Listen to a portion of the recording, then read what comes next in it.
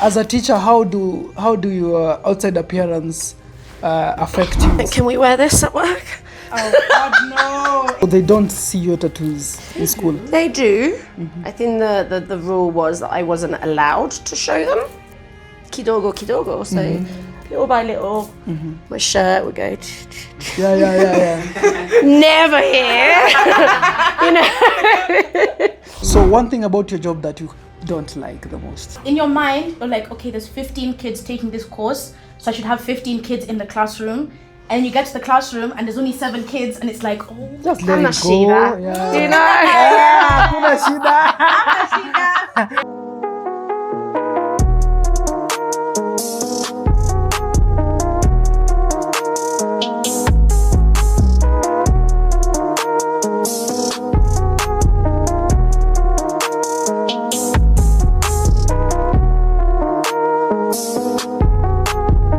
Yeah, I go by the name Museo in the house. And before our guest goes, I know they really want to introduce themselves. First, yeah, I know you are ready to introduce yourself. Before you introducing yourself, what do you think about friends? Because you guys have been friends and you're coming from different town. What do you think it's a definition of friends? Who goes first? You wanna go first? We're going to do this throughout, aren't we? throughout the thing, yes. You go first. Oh gosh, I think friendship has so many different meanings, but I think more than anything, someone who makes you feel good, who brings positivity, who listens and bigs you up, you know, makes you feel like a queen and makes you feel that you can do anything and that they're always going to be there for you. I think that's real friendship. I would say friends are people that see you for who you truly are. Oof, yes. And always empower that version of you. Nice. Yes. Yeah. So that when they see you, when you're stressed or when you're happy, when you're sad, they're not trying to tell you, oh, but there's other problems in the world. They're just like, I receive you as you are and I'm holding space for you. And they That's what see friends it. are. You don't Yes. even need to tell them. Yeah. They just see it. They know your energy. Yeah. Wow. How long have you guys been friends for? It feels like forever. I know. In a good way. But it's really not been long, has it? About 6 months. January, February, March. Oh, 8. 8 months. 8 months. 8 months. Oh, you guys have been... And she's stuck with me forever now. I don't think she quite realises that. I will find her no matter where she goes. It's true. So, on my left or on my right, where should I begin? Older, younger. I'll be last. I'm happy with that. So, introduce yourself and tell us who you are, what you do, where you're coming from. So my name is Reina Mwendia. I was born in the UK, and both my parents are Kenyan. So my dad is from Embu and my mom is from Meru. And when I was 9, we moved to Tanzania. So we lived there for 5 years. That's how I learned Swahili. So shikamo, marahaba, hamjambo, all that. Yeah. Tafadhali naomba. Your Kiswahili, I mean, sometimes it confuses me. I'm like, Reina, tell me where you're coming from. I really want to know where you're coming from. The English is from UK. Literally, I can hear the English come from UK. But the Swahili thing. Yeah, from TZ. What am I? I'm a law graduate, so I did law as my undergrad, and I want to become a teacher now. I'm also a poet. I'm also a sister. I have a younger sister, and yeah, that's me. Hi, my name is Leia. I'm half French. I grew up in France. My dad is French. My mum is from the UK. Spent most of my youth in London. God, it's always on the spot. You're like, I'm a Leo. I am definitely a Leo. Big Simba. So I'm in Kenya. I've been here for 2 years. I previously lived in Tanzania. I've lived a bit everywhere, if I'm honest. I'm a teacher. That's how I've managed to live a little bit everywhere. One of the perks of being an international teacher. And yeah, I'm currently here in Nairobi, but I'm leaving to move to Uganda in the summer. So another new East African adventure. I'm a bit nervous. goodness me. Okay. You can take a drink if it's being too. You can take a drink. Ooh la la. Yeah, that's so nice. And how has it been with you traveling as a woman, going to places you no even idea of? You know, it depends where you go. I'm not going to lie, Africa's not been easy.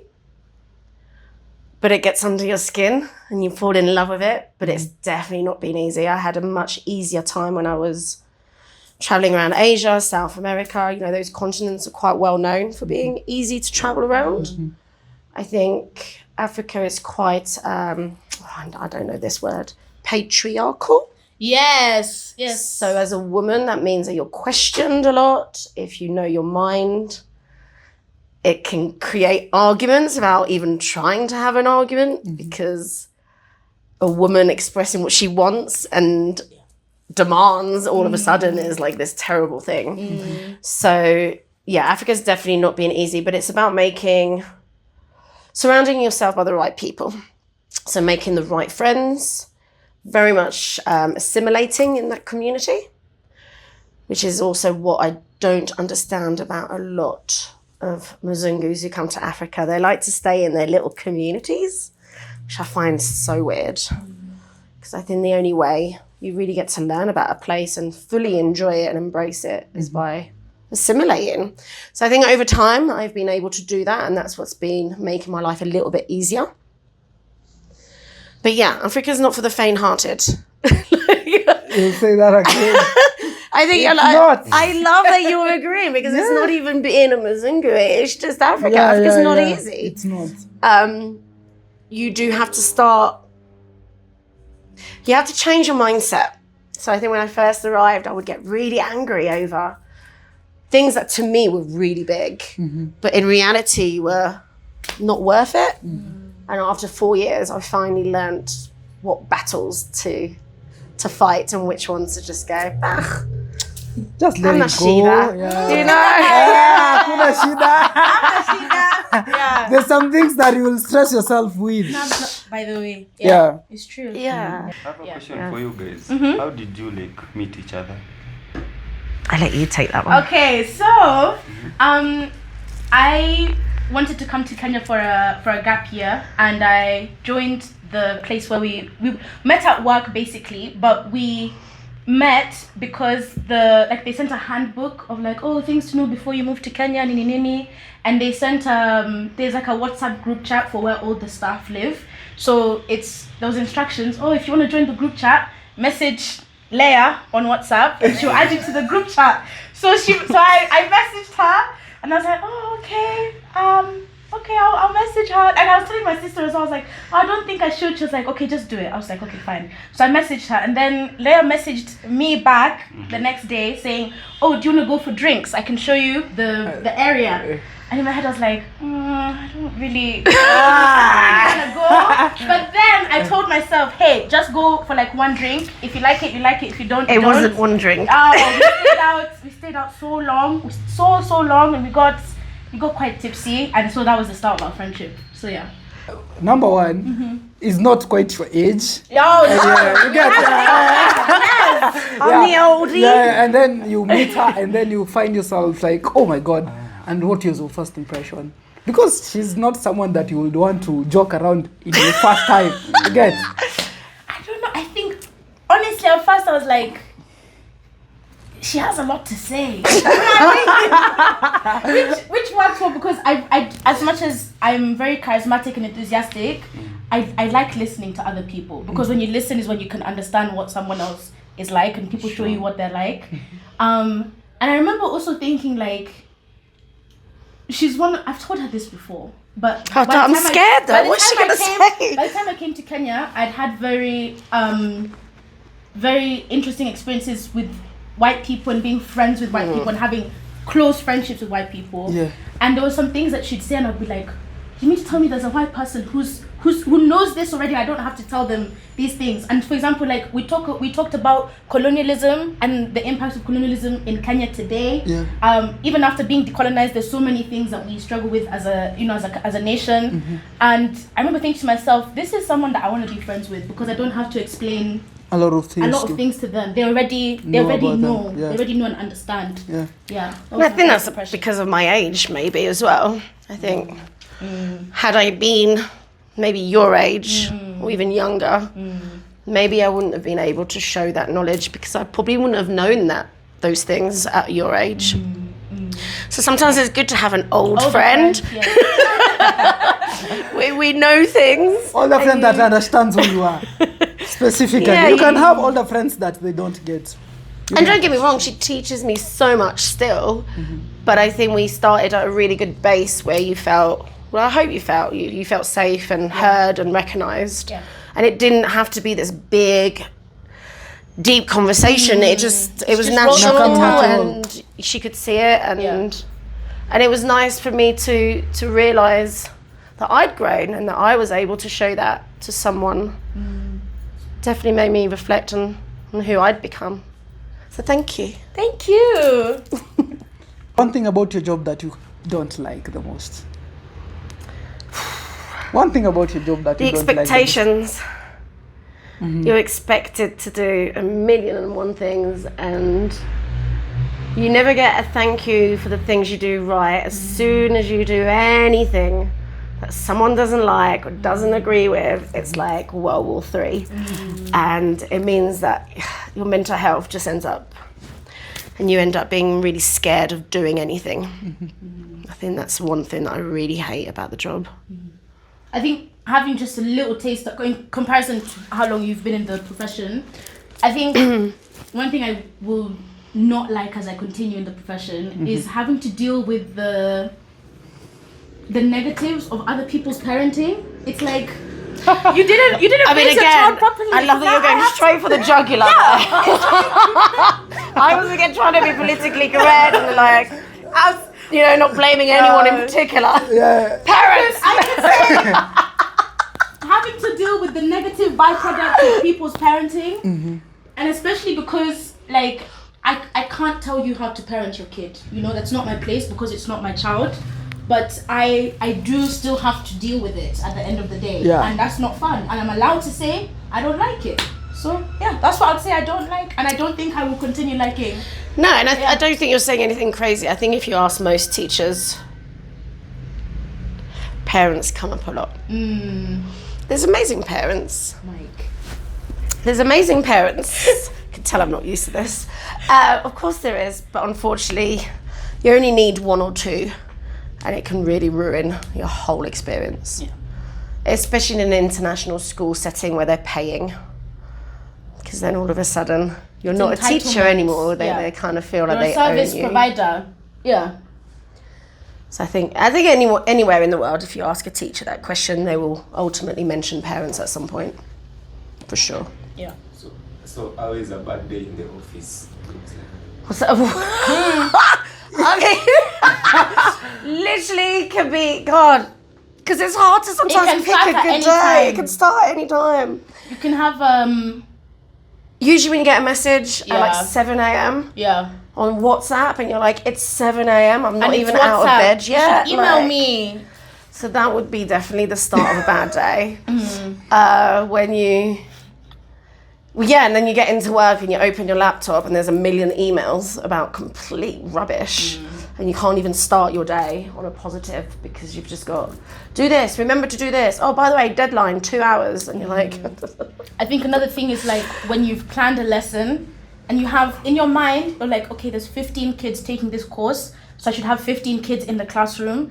And you get to the classroom and there's only 7 kids and it's like, oh my God. I mean, 7 is being nice. Sometimes there's like 2 or 3 kids and you're just thinking to yourself, what was the point of me planning all of these fun, interactive, like moments in the lesson, and actually I can't do any of that now because only 2 or 3 kids have come. And it's not because the other kids are sick or something like that, because that's understandable. It's because of it's a trip, and there's no consideration that as a teacher you might have prepared all of these things, and then all of a sudden you can't do any of that, but you're still expected to be there and deliver this amazing lesson.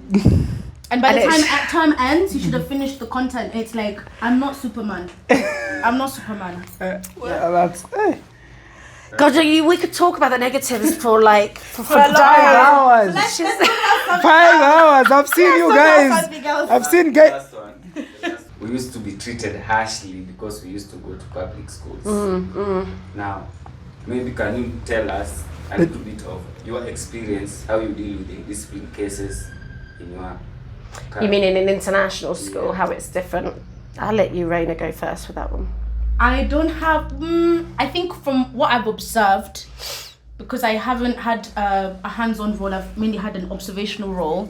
I think in some cases they try, and I think it's good that they're trying this. They try to consider the welfare of the child, and sort of trying to think, okay, yes, perhaps they did this action, but are there underlying issues going on which have contributed to this behavior that we're seeing? However, I think kids in public school have a better understanding of consequences than kids in international schools, and I think that's because of how discipline is administered. And so kids in international schools sometimes they don't fully think that, oh, if I do this, then this is the outcome, this is the consequence, and so they don't have that full chain of reasoning as opposed to kids who went to public schools.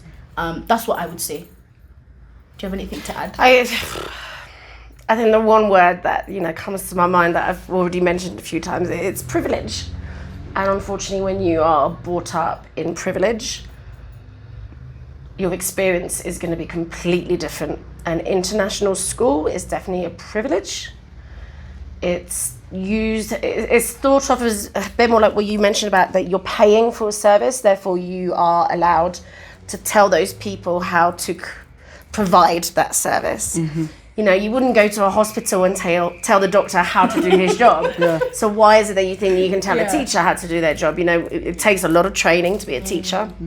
Nowhere near as much as a doctor. I'm not saying the two are exactly the same, and I think the difference between a public school is the lack of funding, the lack of training, of knowledge for the teachers, and that you are dealing with classes of maybe 60 to 100 students sometimes in public schools. Very true. And in comparison to an international school, there's maybe 15, So all of that. dealing with them become very easy.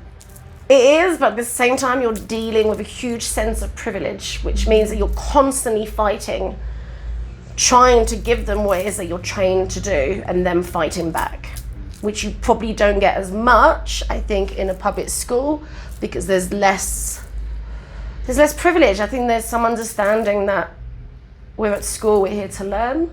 It's more ruling. I have to be very careful of what I say, because I'm still a teacher and I'm still working in a school here, and I don't want to get penalised or told off for what I'm saying. And I think I'm voicing what most people would say. The differences. I don't think there's.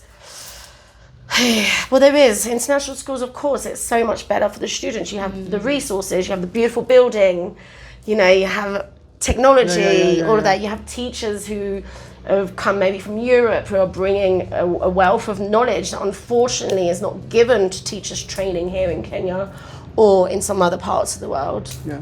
And I get angry because I feel like my students should appreciate that more, because they could easily be a student in a social. I can't talk. Public school. In a public school, in a local school, and then they would realise just how lucky they are for what they're getting compared to their peers who didn't get the luck to go to an international school. And I think that breaks you down a little bit as an international teacher. After a while, you really see it, and that's what brings you a lot of.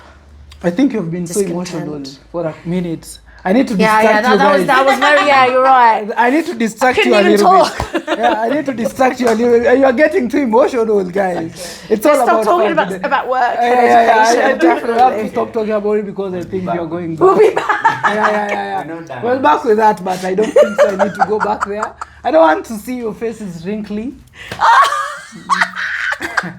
Because of the questions There is and one part the. that I need to understand about the international schools. Do you use force? No. No. Behavior management is not what you encounter in a local In a school, and I public do school, yeah. not agree. So can you share an experience of how public schools used to be? Okay, let me share it a little bit. I don't want to go to this environment of school and thing because it's giving me a trauma, you know. PTSD. I am sweating even more now. In our time when we were in primary, let me talk shortly about primary.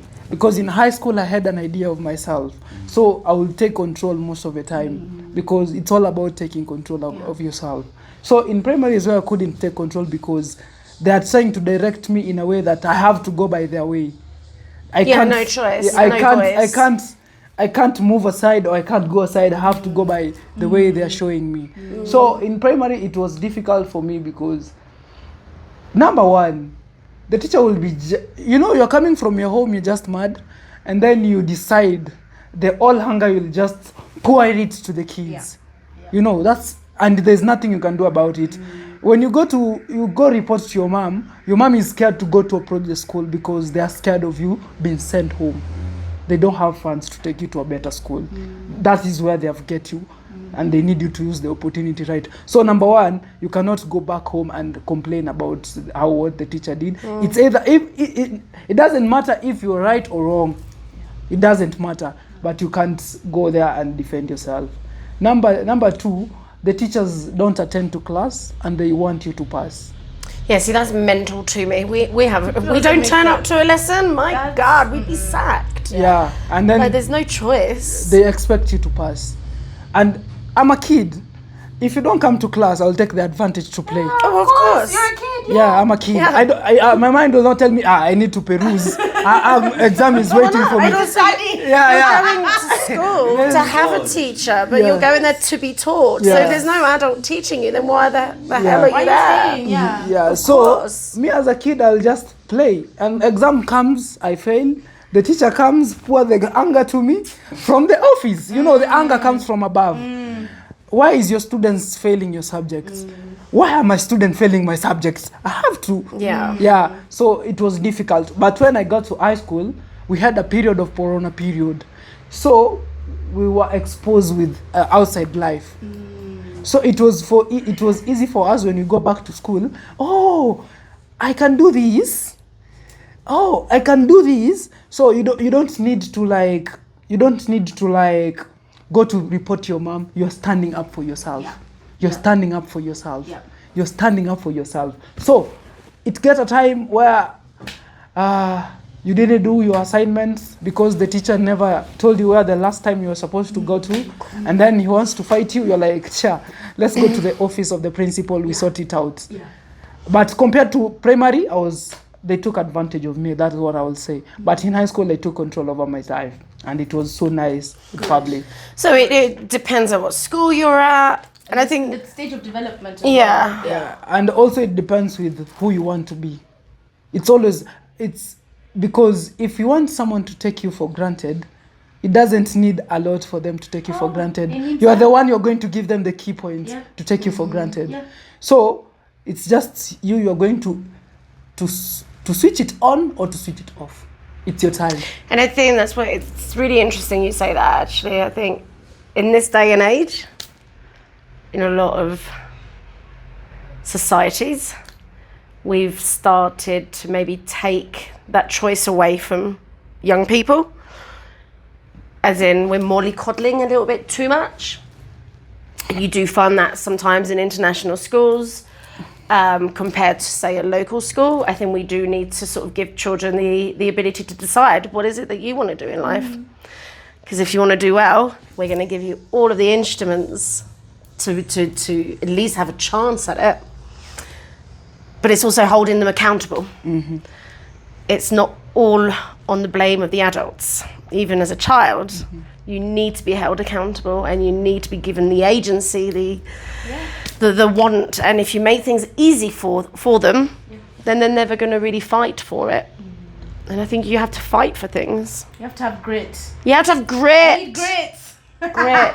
So can we take a minute to watch this video of how public teachers treat the students? Wait, let me switch it up.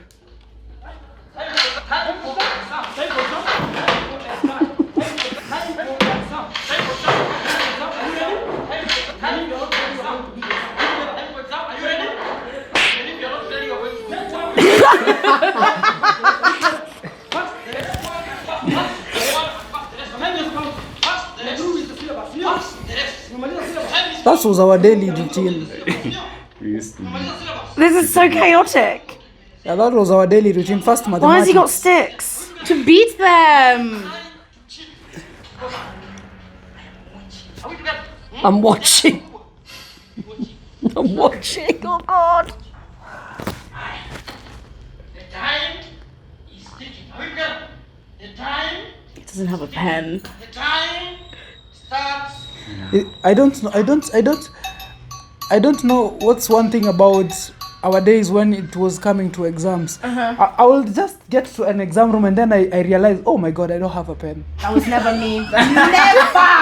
Never. No, We have such a gripe about that. So my parents went to 844 schools, yeah? Yeah. So for them, they also tell me stories of what it was like for them at school. Yeah. And how it's so different to what they've given me and my sister.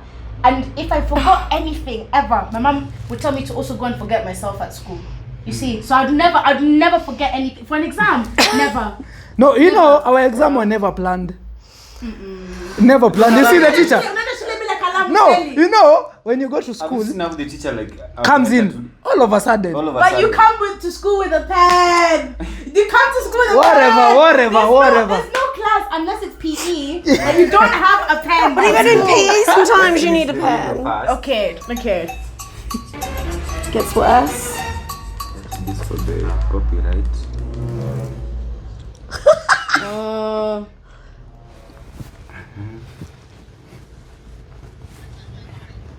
You know how many safeguarding issues that is? So this is one of the comedian who is trying to imitate the experience Yeah. we had in high school. Yeah. Which is funny Similar when you're to- watching This it was as a like- scare. Similar this to, was happening in real life in yeah. high school. So I was Yeah. asking things like this are happening. No. No. That so there's something we call safeguarding, and that's basically like looking out for the welfare of a child. And in that video, there's like at least 20 safeguarding issues I could identify. So like you wouldn't 5 minutes, like even 30 seconds into the video, he wouldn't have a job anymore. He wouldn't. Yeah. So can you maybe tell us how would it be if you slap a student? Oh my goodness, no! You would be wouldn't. arrested. What if you You try? would no, you You would be wouldn't. arrested. You wouldn't. It's a criminal offence. Yes. For good reason. I personally agree. For good reason. Do you know what though? Obviously, like I grew up in France. And when I was little, things were not as bad as that. But they were different to now. But like you know, like what you rub the blackboard with, they would throw that at your head, and we had to do this, and with like metal rulers, and that was allowed then. But that was a long time ago. I mean, I'm old, so we're talking about 40 years ago. That was allowed. That is not allowed anymore, even in France. In England, absolutely not. You would be arrested. Immediately. It would be a criminal offence. So you want to tell me you are shocked seeing this? I'm not shocked because I've heard of it. I've been living here a long time. I visited schools in Tanzania and I saw it happen. So it doesn't shock me. It shocks me that it's still being allowed, that we're 2026 and this is still happening. But it doesn't shock me in the sense of you telling me about it. I'm hoping it will stop. Did you have that when you were at school in Tanzania? No. You were But I know like it a happens boarding because my school, parents weren't would you? tell me what it was like for them at school. Yeah. And also, when you show us that, are you talking about schools in Nairobi, or is this more fitting for schools up country, or? We're talking about Kenya. in Nairobi, Kenya not public school system. Any Yeah. school. So in Nairobi, Any as school. anywhere. Nairobi and up country. Yeah. Yeah. So let me distract you a little bit. Yes. Because I think I don't want to go deeper on that times. It's returning me back to those days that I really don't want to go back to. As a teacher, how do your outside appearance affect you as a teacher right now? Your outside appearance. Can we wear this at work? Oh God, no! If I was gonna button up here. Raina literally does. I Like, do. And I always ask like, so when I used to work at the same place, we'd always meet together in the mornings. I'd be like, Leah, do I look okay? Is my blouse too short? Is it da-da-da-da? She'd be like, no, you look fine. I'd be like, no, I don't know. she'd have loafers with like cute little socks and proper trousers, buttoned up shirt all the way to the top. And I'd usually be stumbling out the door like, don't want to go to work. in the Doc Martens. Usually in my Doc Martens or like my Bostons or even sometimes my flip-flops. Yeah, no, obviously we have to dress a certain way. So they don't see your tattoos in school? They do. I think the rule was that I wasn't allowed to show them. But, you know, it gets hot. Definitely.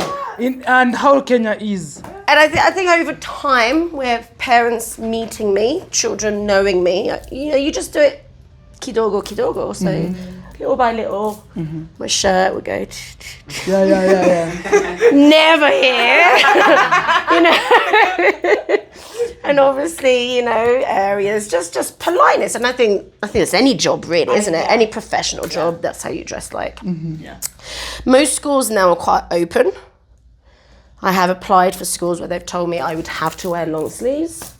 And I said, well, what do I do with my hands? Do I wear gloves?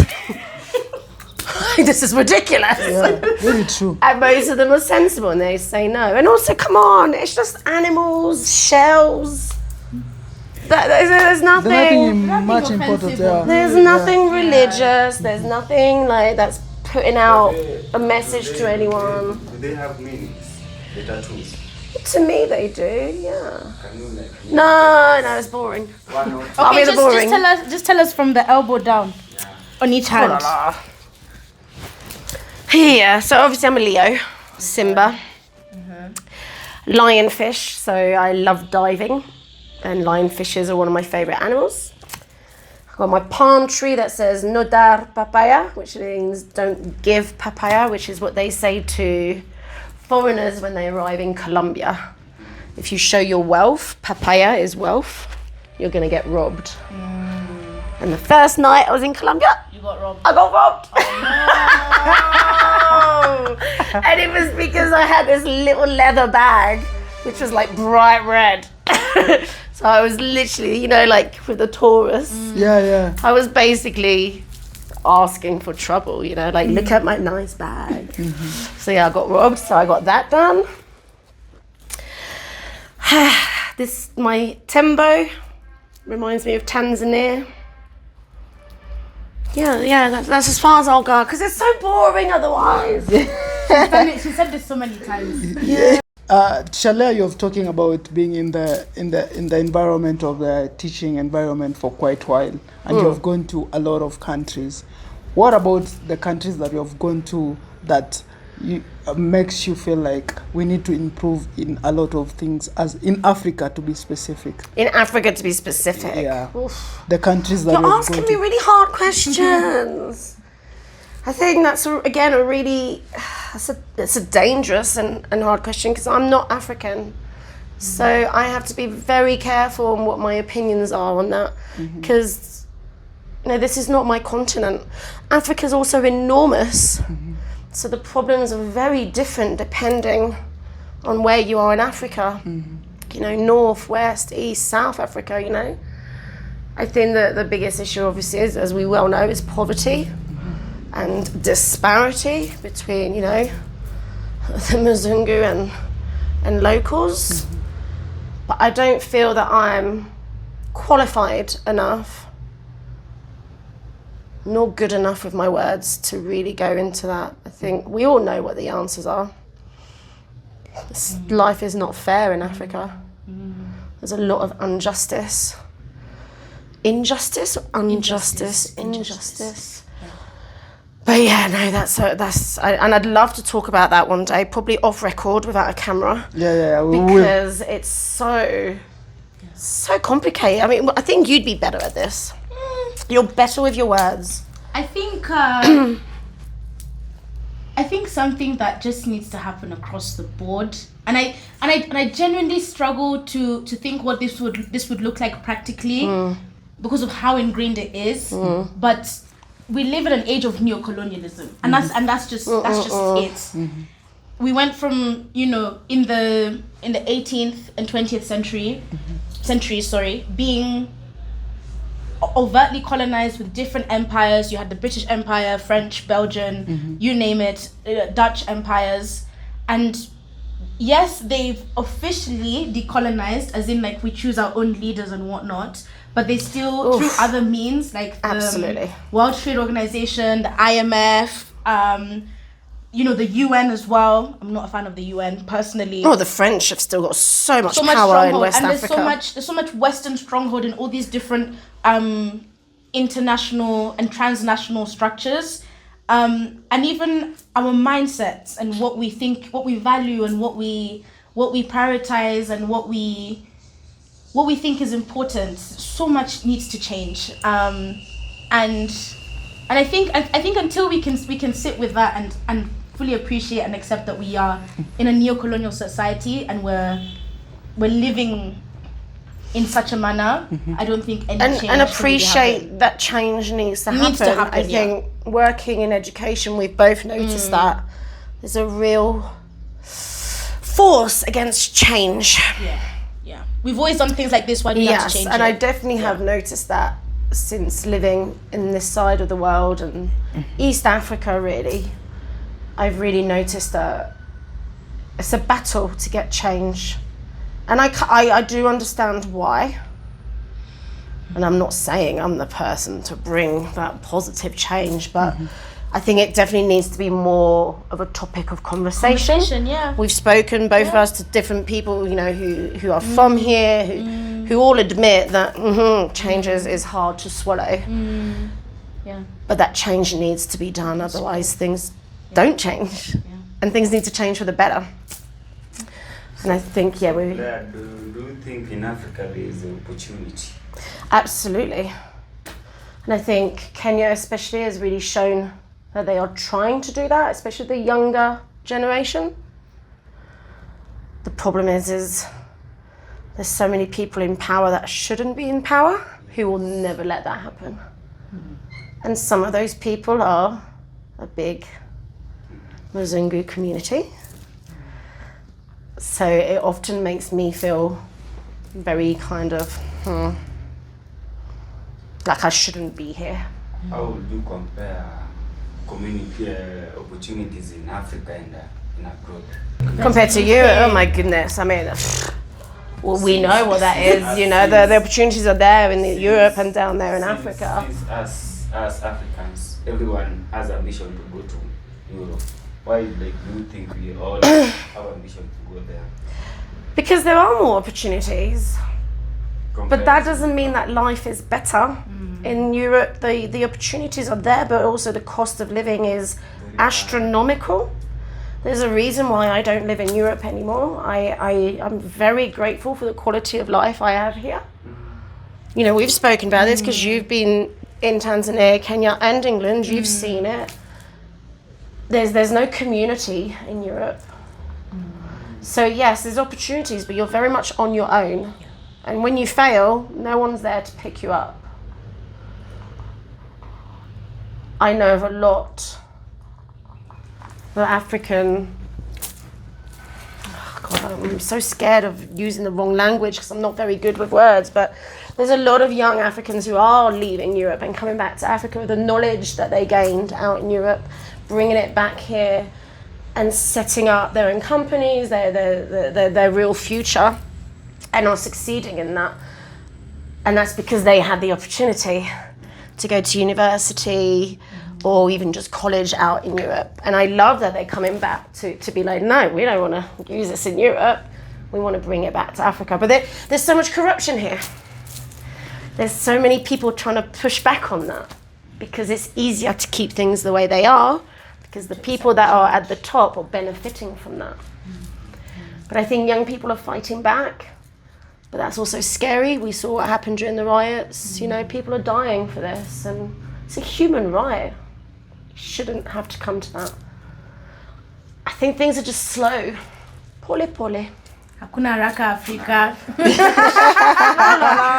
See, this is what I mean about how Raina can turn any friggin' conversation into a massive laugh. I love that. So what's one thing about the opposite gender I don't understand about you guys? I really want to know myself. One thing men don't understand about women, Yeah. or about us. Yeah, about women. Just women in general. Yeah. Where do we start? Can we do the A to Z? A stands for appreciation. B stands for bed making. Bed making. Don't put up with any bollocks. C, cooking. We could do an A to Z. What do you think? I think what I can say is I think men don't understand that the privilege they have within the system of sexism is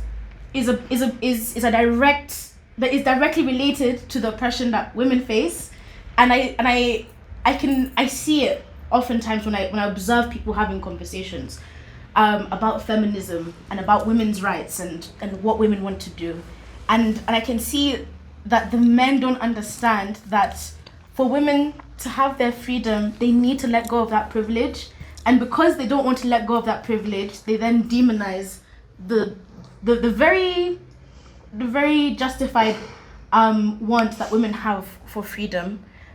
So that's one thing I think men don't understand. They don't fully understand or appreciate that their privilege is a direct product of the oppression of women in so many different arenas of life.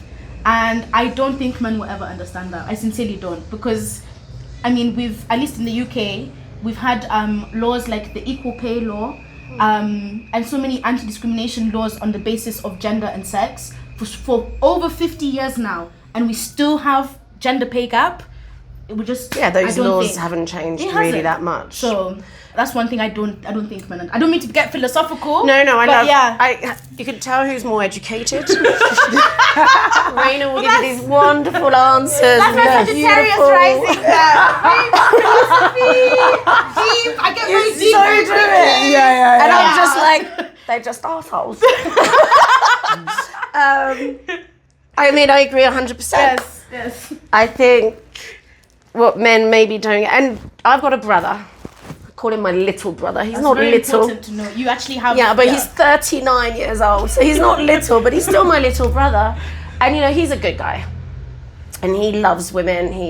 We come from a single mum, and he appreciates me. He sees the strength in me. He sees the strength in my mum. He's been a great partner to his ex-partners.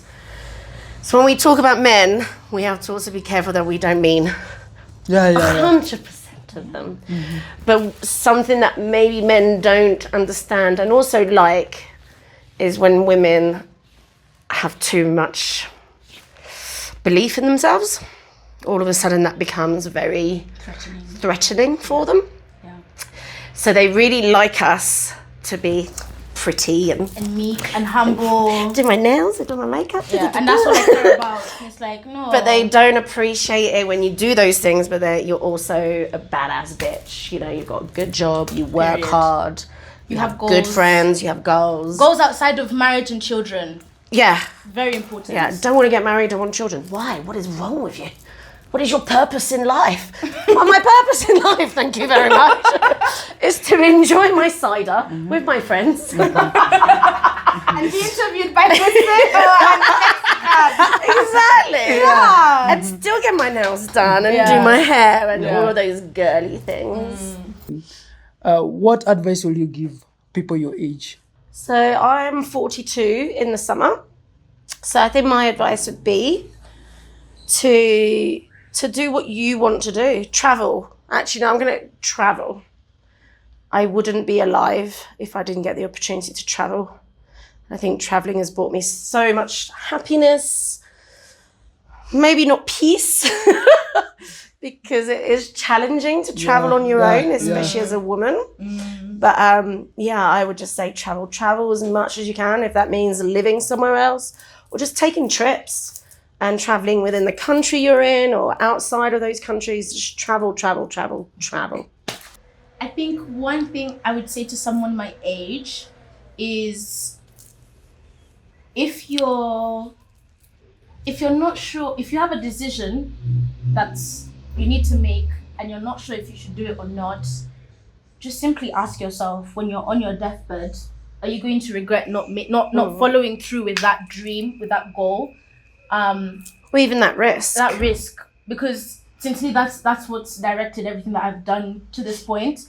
When I was choosing what course I wanted to do at university, I didn't care about becoming a lawyer. I just knew I wanted to study law, and I knew that if I didn't study law and that I didn't have my name on that law certificate, I would regret it. So I said, okay, I'm going to do law, whether or not I become a lawyer. And even the same thing with coming to Kenya for a gap year.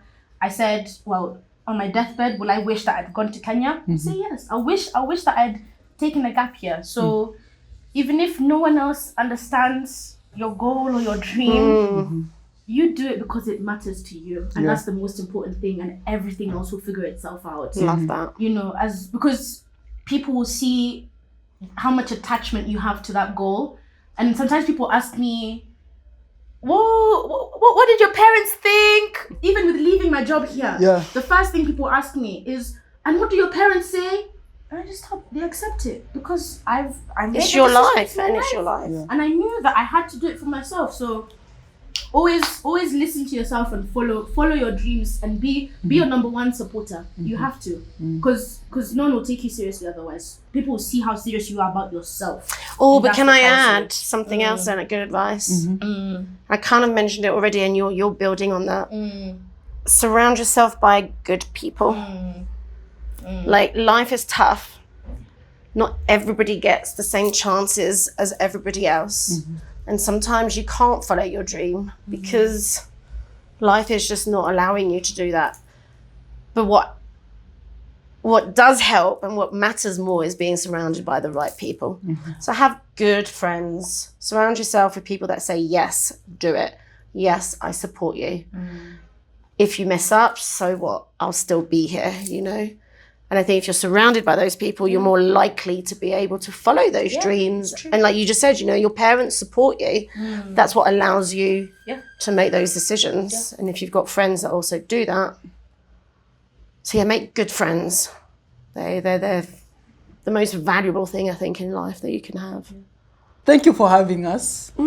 Thank you for having us. Thank you for being here.